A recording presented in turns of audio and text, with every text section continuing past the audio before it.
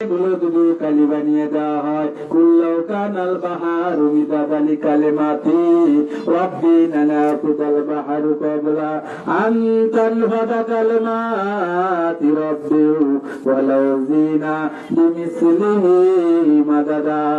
আল্লাহ ডাক দিয়া বলেন, ও গোলাম, তোমরা দুনিয়ার মধ্যে তোমাদের কিছু সময় দিয়েছি, এই সময় আমার প্রশংসা লিখে শেষ করতে পারবা নাকি? পারবো না। তাই আমি তোমাদেরকে জানা দিলাম রে গোলাম, দুনিয়ার মধ্যে যত সাগর রয়েছে, সমস্ত সাগরের পানিগুলো যদি কালি বানানো হয়, সমস্ত দুনিয়ার মধ্যে গাছ গাছালি গুলো যদি কলম বানিয়ে দেওয়া হয়, ওই কলম দ্বারা, ওই কালি দ্বারা যদি আমার প্রশংসা লিখতে শুরু করো, ও গোলাম, আরো তদ্রুপ সাগর দিয়ে দেব তোমাদের, আরো গাছ গাছালি দিয়ে দেব, তার দ্বারা কলম বানায় যদি আরো লিখতে চাও আমার প্রশংসা, তাও তোমরা আমার প্রশংসা লিখে শেষ করতে পারবে না। সুবহানাল্লাহ। আল্লাহর প্রশংসা লিখতে শেষ করতে পারবো?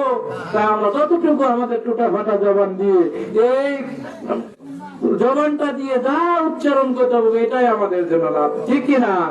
আল্লাহ রাব্বুল আলামিনের রাসূল যে রাসূল আয়ামে জাহেলিয়ার বুঝে আগমন করেছিল, অভদ্রতা মানুষদেরকে ভদ্রতায় পরিণত করেছেন, ঠিক কিনা? সে সময়